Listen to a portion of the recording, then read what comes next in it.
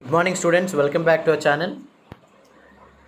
In our last video or our last class, we have just discussed about the Ustaz Bismillah Khan, right? When he born and how he was at when he was a child, when he was a boy, right?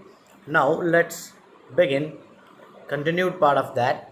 The young boy took to music early in life. Yes, he just started his association of music when he was young, when he was a boy. Yes, when he was a you know in a very less age, right? At the age of 3, when his mother took him at the age of 3.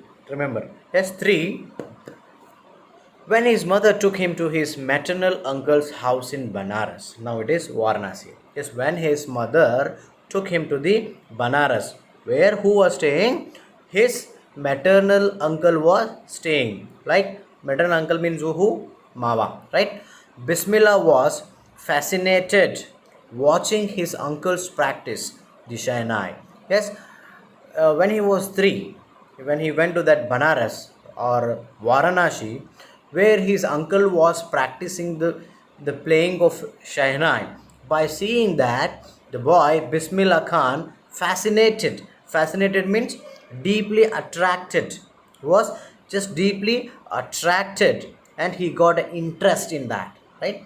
Soon Bismillah started accompanying his uncle Ali Baksh to the Vishnu temple of Banaras, where Baksh was employed to play the Shahnai. Yes, accompanying means going with someone, giving a company, right? That is accompany, giving a company, accompany, right?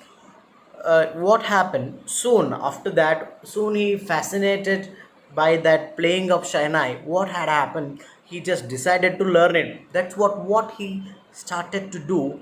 He just started to go with his uncle Ali Baksh to the Vishnu temple. It was in the Banaras, where he was employed. Employed means he got a job there. For that, they were paying him, right? He was employed to play the Shahnai. In that temple, he got a job of playing the Shahnai, right? Who was that? Ali Baksh. Ali Baksh was maternal uncle of Bismillah Khan, right? Then Ali Baksh would play the Shahnai and Bismillah would sit captivated for hours on end, right? For hours on end means for a long time, 1 hour, 2 hour, 3 hour, like that, long time. Yes, sit captivated, sit by attracted, by fascinated with lot of interest, right? When he will be playing, he just captivating. By captivating, just look at him and having an interest of learning that, he just sits, sit to understand that, right? Slowly, he started getting the lessons in playing the instrument and would sit practicing throughout the day. Yes, slowly what happened? Bismillah Khan also started learning the Shahnai, and throughout the day he sit and learn that. For years to come to the temple, Balaji and Mangala Maya and the banks of Ganga became the young apprentice favorite haunts where he could practice in solitude. What happened after that? When he learned how to play the Shahnai, now it's the time to practice, right? So what had happened? He decided to learn lot of things in that Shahnai. That's what every day he used to go to the Balaji and Mangalamaya temple. It was on the bank of the Ganga river, right? Only he used to go and sit there alone. Solitude means what? Alone he used to sit on the bank of the Ganga river, exactly in the temple of Balaji and Mangalamaya, right? Then the flowing waters of Ganga inspired him to improvise and invent ragas that were earlier considered to be beyond the range of the Shahnai, right? There, he used to sit on the bank of the Ganga river.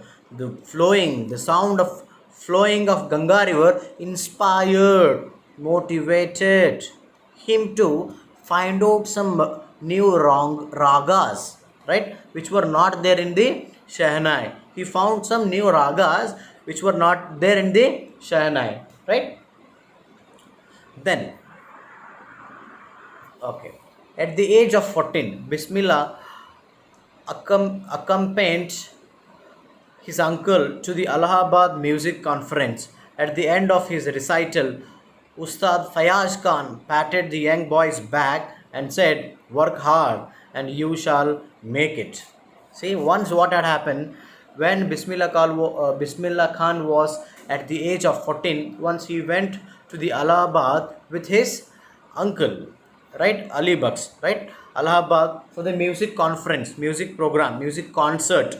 At the end of that recital, at the end of recital means performance, at the end of that performance, Ustad Fayaz Khan, what he said, he just patted, he just encouraged to that boy, young boy, and said, he just patted and said, "Work hard, you shall make it."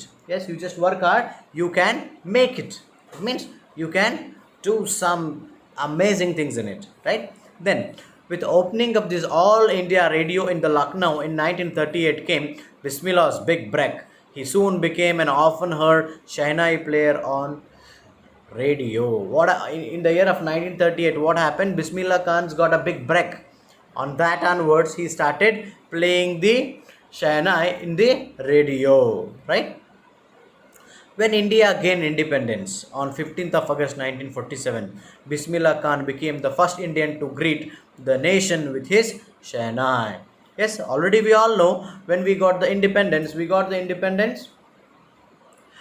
on August 15, 1947, right? So on that day, this fellow Bismillah Khan was the first person to go there and, greet to the great nation with his Shehnai, right? He poured his heart out into the ragas coffee from the Red Fort to an audience which include, he was just playing that, where in the Red Fort, right?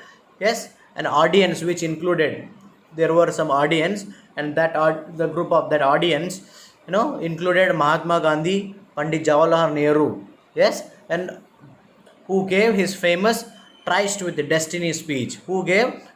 At last, Jawaharlal Nehru gave the Tryst with Destiny speech. Tryst with the Destiny speech means what here? See, when India got independence on first day, yes, who was our first Prime Minister? Jawaharlal Nehru, who gave a first speech that is only Tryst with the Destiny. He just explained what India was having, what are the problems they were having, and how to overcome from that. Yes, that was his first speech. That is only known as Tryst with the Destiny speech. Who gave?